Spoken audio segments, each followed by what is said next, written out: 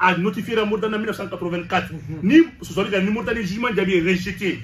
Ko o bani mun flani na a bani bara kera Modibo Keïta ale ni oldu dada nu bolo na papa la 63 a kara kai dimanche doya do fe Francis de ko tien do ko atla ka banda ser ko ka fara Mali ku ale o fo ale di ku Azawad de ka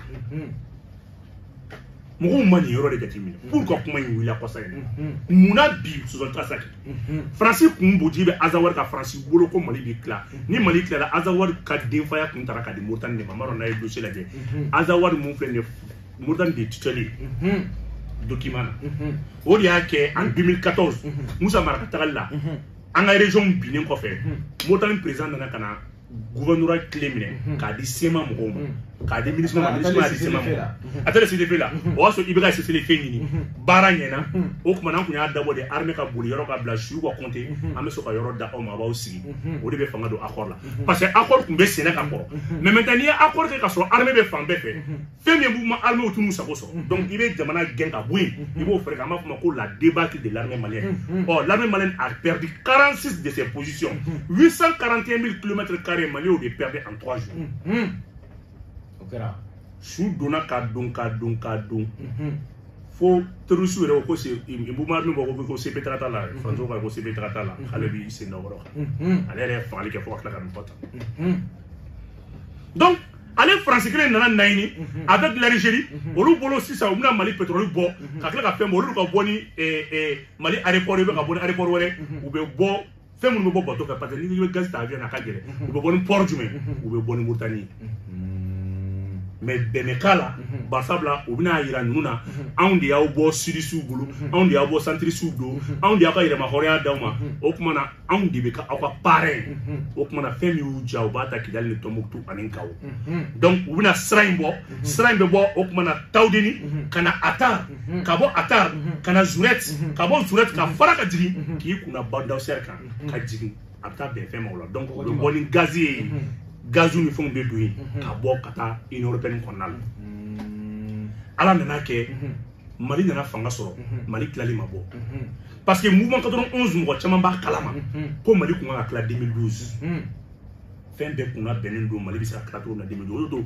politicien titre son akuma parce que clapement temena olu bolo no be to bolo France ba fe ko échouera afo la classe politique échouera muna en 2004 au dena anjera kaneke garay kamali pétrole boro ana sanu boro na fin de katanya kla rosa au don France intérêt total de kumbo représenter on y rodirama Algérie intérêt sonatal de kumbe on y rodirama Italie nga intérêt sipek ani eni de kumbe on de sonatal de ka barake on y rodirama au sipek ni eni de prendre na Qatar Petroleum au Qatar Petroleum mon frère on de war famba bo ka di France ma mais ya di France ga war mine français ou ya ngale France ma ko est nga war be bo France ko nga war be bo parce que contrat be ni Mali che ka ko contrat militaire be na cha ko comme intervention en Mali la donc aka war mbabo aka war biseka oui 100 millions d'euros taka 10 francs sima ka barake ko politicien ou tamne ka ta fri du wore mo ko ou ba contrat o mine o da to politicien chamo me contrat double contrat gazen contrat mini o bubu ou badimbi ay ta la je transition mina chama annulé 513 contrats de mina annulé dona na tawla o be politicien mo ou ba mine nu ya mine ou ba gade nu ya gade ou ba di minimum ba awo minimum ba ke ni minimum yake ou be sur 100 ka afo ko bon quand je vais amener 1 million de litres de carburant pour exonérer nous exonérer ce qu'on classe là qu'à 500 000 litres de ressources le carburant de ministre mais ministre m'a de ressources mine chama me o ko mettre ressources financières Mali Mali reka mine de mettre ressources financières ah couronne révélation bi mo tenir donc bloc T20 T18, T16, au père de combien France au T29 plutôt, allez sinon de Yoromadon.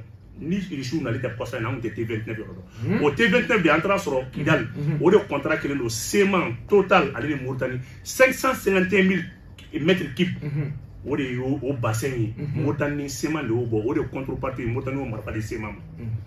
Et fait un France, on ne marque pas des séments. Il faut des BM21 séments boulot plus 300 et quelques marques caviar de véhicules tactiques. Armée la mobile nous on qui met ça va à l'indoni au redoulement là. Allez BJ blindé façon donc. France de nin France de nin kɛ o de ye T29 ye Mali kun t'o de yɔrɔ dɔn T29 Mali ye ko sugu bɛɛ k'a ma se T29 mais kɔrɔ sisan nin na est ce que an bɛ se ka yɔrɔ in sɔrɔ ka sɔrɔ a ma kɛ ni mankan o de sɔrɔli ka nɔgɔ ko Jimi ka sɔrɔ a ma kɛ kɛlɛ o kɛlɛ ye ni filan cɛ mais Mauritanie kana fɔ ko parce que an y'a mɛn k'a fɔ ko u bɛ ka dɛmɛw sɔrɔ ka bɔ Occidentaux yɔrɔ la donc est ce que u tɛna na fara ɲɔgɔn kan k'a fɔ k'u bɛ Mauritanie dɛmɛ a kɔ kan o de kɔrɔ ko jo b'an bolo mais diɲɛ tiɲɛ tɛ diɲɛ kɔnɔ kɔrɔ ni tiɲɛ tɛ diɲɛ kɔnɔ diɲɛ fana tilala fila ye Mali taara Faransi ka taa Mali taara Nations Unies na ka taa Faransi ye jɔnmaya minnu manamana ko minnu kan na ka taa da hali sisan jugement ma kɛ Mali d'accord n bɛna nin yɔrɔ walawala ye Assimi ye opération dɔ wuli ko opération Sanuya dirigé par colonel Ouattara fa bɔra ka discours kala o kɛra dugukolo ko kɔfɛ non a kɛra o don o ok ale de u b'ale GTA de wele ko GTA Sanuya GTA est composé par 250 véhicules, 100 véhicules blindés, des véhicules tactiques, plus maintenant des armes lourdes et des sections d'artillerie. Ou quel cas, oui, moi, on a beaucoup à bien nettoyer. Ou y aurait des drapeaux, mouton drapeau comme Mali territoire. Donc, assume comment on va se voir. Ou c'est nous quoi. Ou c'est nous quoi. Mali droni et terroristes repérés. Ou bon Mauritanie quand on a ramené, on va faire un Kouloudjengé. Au Kouloudjengé, on est du Goumbé d'Amonion, on est de Toko Wataï. Terroristes au bout de Kona là. Donc, arrêtez bon Mauritanie kadou. Bon, kadame kabiri gogi, kana djema. Au Europe fait B, boutique fait B, Mauritanie ko boutique fait B à des services de renseignement. Ou agent de renseignement. Mauritanie est djema B16 pour ça. À toi be fima. Donc, djema nous dini. Donc, Mauritanie be fond du ma, ou na boutou d'aile, ou lebe repérage ou lebe armou, ou lebe fonke. Donc, nous tous be attaquer les femmes de gamme, c'est quoi tu m'as dit marfa, ou na marfa nous le. Donc, jeter une étimeto et Mauritanie élément kelemi. O y'a sɔrɔ dugutigi dɔ ka so bɛ yen o zone nin n b'o tɔgɔ to dugu la o ni Mauritanie cɛ 2 kilomètres donc u tun bɛ ka arme dogo de ka so kɔnɔna la u taara arme nabɔ arme nabɔlen kɔfɛ u ye plan schéma min b'u bolo u y'o kalan ka taa se Kouloudjengé ni Ouattara cɛ ka taa bɔ ka taa sɔrɔ il y a à peu près 500 terroristes cachés là-bas u bɛ yen mobile ni fɛnw b'u bolo Mauritanie tenue de b'u bolo donc Mali armée o de bunte k'o susu ka bɔ o wo kelen fɛ ka t'i yɛrɛ sɔrɔ Gourel Djedougou. Au Gourel Djedougou, au transfert de drapeau tous les mails, financé par l'Union européenne. Donc, quand on a le GPS, c'est ça. Quand on a faux, où est le sort? Faux Korga. Korga est fladoué. Avec Djaï Koura Kornala, et Margadoué. Quand on a un drapeau trou à Belaka. Donc, quand on a Malika Dougou Mouha en Woro, dans le Sahel, on a compté le Mauritanie. Malika Soroko, nettoyer ka to da Sahel kɔnɔna la. Maintenant, kɔrɔlɔ GPS min bɛ Mali bolo, a y'a lajɛ, kɔgɔji kuma nana yen de. An ka fɛn dilannen tɛ o. Tubabu de y'a dilan o don u bolo k'a bɛna kɛ Azawad de. Donc, le Mali et la Mauritanie, il y a 2500 km. O de kɛlen bɛ k'an séparer. K'a daminɛ depuis Kayi fo Tawdeni, a bɛɛ frontière bɛ Mali ni Mauritanie cɛ a bɛɛ la. Siga t'a la. Mais Mauritanie problème min ye, Mauritanie Mali bɛɛ superficie kelen à peu près u ka surun ɲɔgɔn na. Mali ka bon ni Mauritanie dɔɔnin dɔrɔn. Mais Mauritanie tilancɛ bɛɛ Sahara de. Donc Mauritanie bɛ jigin ka na vers le Sahel parce que Sahara bɛɛ occupé len don. Donc o Sahara mun bɛɛ occupé len don, i bɛ k'a fɔ n'i yɛlɛnna o Sahara kɔnɔna de fɛ, Mali ka dugukolo minnu bɛ yen, dɔ bɛ yen ko Atar. Atar ye malien sɔrɔ, Atar kɔrɔ ko Atara. Ça fait quand ils sont venus, on a enquêté là ko jɔn tun bɛ yan, o y'a sɔrɔ fɛn bɛ marakaw de tun sigilen bɛ yen, o ko ko Utara, o de ko ko Atara. O de kɛra Atari. Atari. A bɛ Jouet kɔnɔna la, u ka nɛgɛ bɔ yɔrɔ min yɔrɔ min na. Donc maintenant anw de tun sigilen bɛ yen. Donc kɛlɛ t'a ko la. Kɛlɛ n bɛna nin kuma de ɲɛf'i ye. Donc i ko kɛlɛ t'a ko la, an sera yɔrɔ min ma sisan, Mauritanie y'a laɲini k'an bɛɛ k'an jɔ, an y'an jɔ.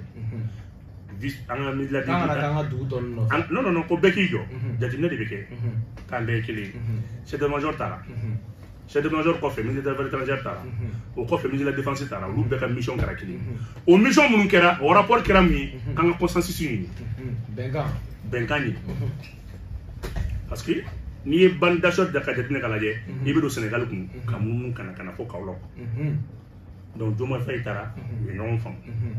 An kunbirilen bɛ kuma na u ye mun kɛ? C'est pour ça ni jugu k'i ma k'i jɔ, kan'i jɔ. Mais an b'a dɔn. An b'a dɔn i ko an tɛgɛ ci. Donc u ye mun kɛ?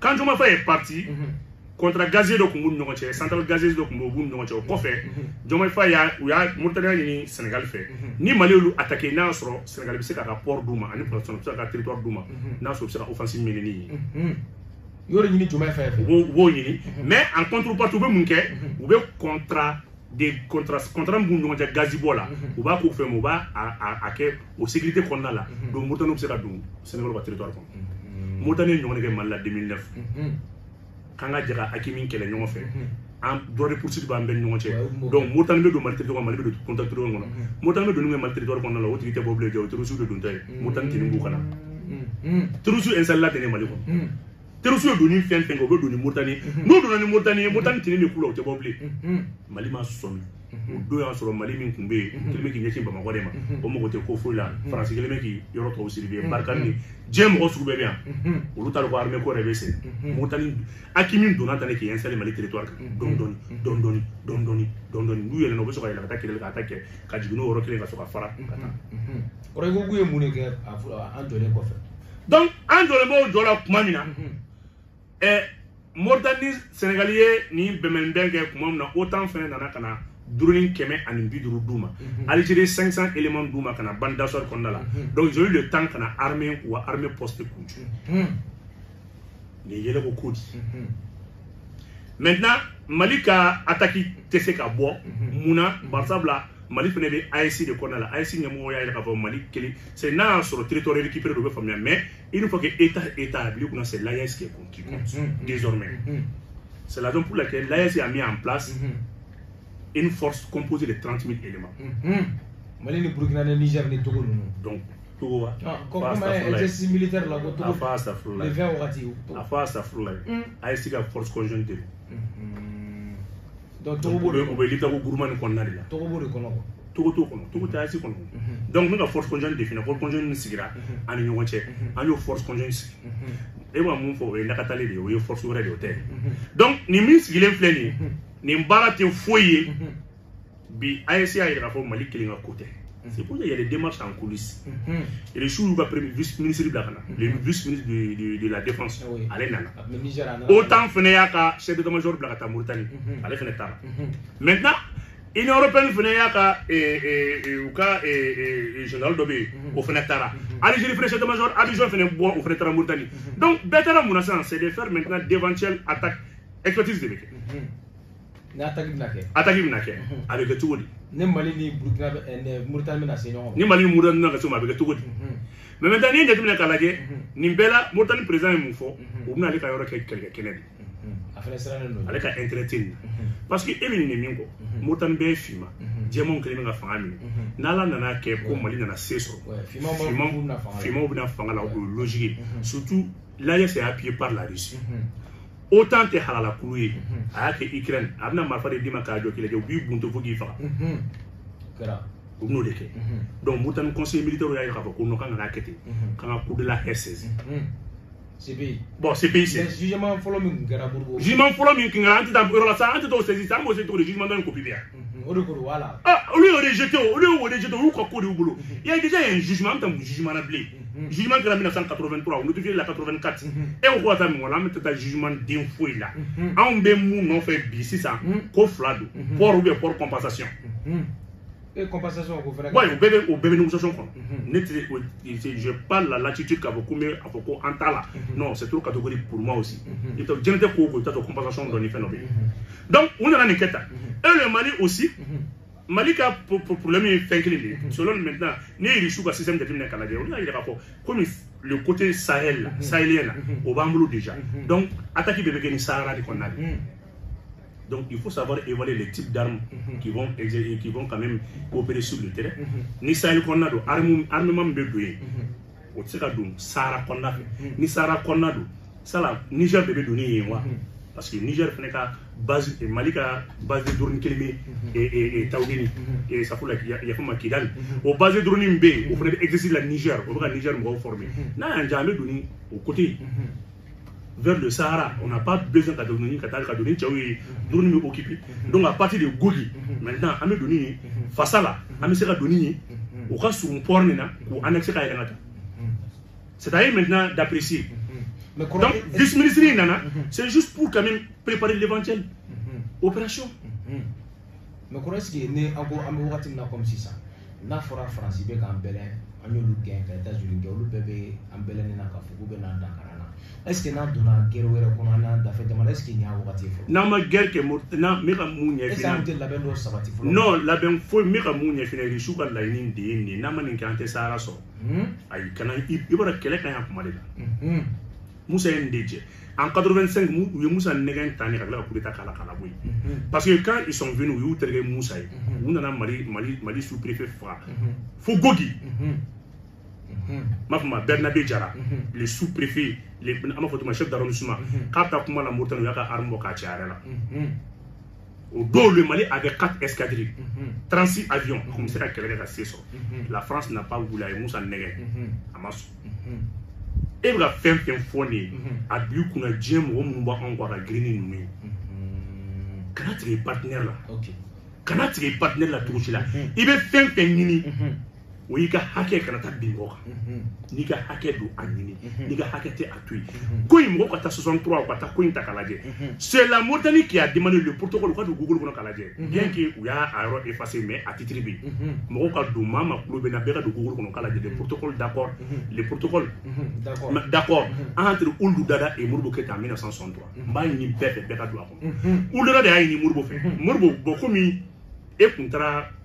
Mali Sénégal ni na kataga pour parce que Mourbo ko be port la Mourbo tra fédération Mali Sénégal donc u Sénégal le blaka Mourbo negen kata Mourbo ki ko do aka yoro la alors que Mourbo ko se ka yoro iso maintenant Mourbo talien ko fait Sénégalais Mourbo tra ka Mourbo blaka Mourbo na ko ko port fermé Mourbo la c'est vous trouver aka port dans les Mourbo donc le président mauritanien à l'époque a mun ga anatria de que Mourbo fait kakla électrique ani Mourbo ci papi ani Mourbo ci ko Mourbo ka to ale ka bigan kana ani Mourbo ka yoro mun bale ka territoire ko Mourbo ta territoire mun ko mi yoro lala Mourbo ka to olu bu siri ko mi sara olu ka sara ke ka chamanta la yani modernisation baké donc do benga Mourbo ko ta hele ju bora ni na nyokono de la parce que Mourbo coûte vaque Mourbo mo ko de la o de Mourbo c'est fédération Mali Sénégal. Donc, il y a comment il faut en tant que temps, ni si qui veut toi vous connaître, à 10 ans après, ni à mes abats faut qu'avec pour vous comment faut, vous venez bien à Europe, mais Mauritanie m'a demandé jusqu'à 64 km. Mauritanie donne faut gogi. Ali Sam, Margadou, ça sera ta fourre là. Ah, Mauritanie c'est un monde. Ok. Merci beaucoup, Koroka. La même la donne à force sur les radio patriotique là. 88 MHz, ça met chronique politique qui est là qu'on a jamais été radio patriotique. Mardo mardi, nega kanya muka ani kele. Kasi nega kanya muka ani sabama. Okumu kona la koro ni mabla katanga babu flana kona la. Noi Malika kurangula ala. Mo wakati nga kombiye. Binito ere. Binito ko mako koro ngani febi ngwa. Kona na ngwa keswa kele poezi ngo. Asimi mega paro dale minga kata ko clear na sika fereble. Ngo Binito ba wona koro na ngo Binito na fore ka uru bondare. Era ka chebla kana ko koro be na bi spécialement kaka li jata ko abla boro ka vraiment be Binito fola. Donc là koranya bala anga jamana maraba no asimi vraiment avec panneau civil femme faire énergie solaire pour que amse gagne panneau sur Kolombola et koro amu wakati na ko énergie solaire ni era capacité beta dolla ani ni wakati na menu be ka jo sisa ni asimi sera ko jo floni to be ka na be ko faire est-ce que o capacité ka boka fu sera tali jamaga ni Maroc autour de 580 centrales solaires notamment les premiers. Les Mali dispose, ni Mali sera un ouvrage là-bas. Les Mali va disposer maintenant la plus grande centrale solaire. Ni asimite machine sera négé, tu vois qu'il y a que 8 bof malaki fa. Il va y 2013, 50 mégas c'est où ta première pierre là. Ou ka na ke quand même ka ta centrale thermique ka ta to buka courant ka ta interconnexion ka ta corvar linga o de kan. Allez OK. Atete ya ke kwa maka ka dabla.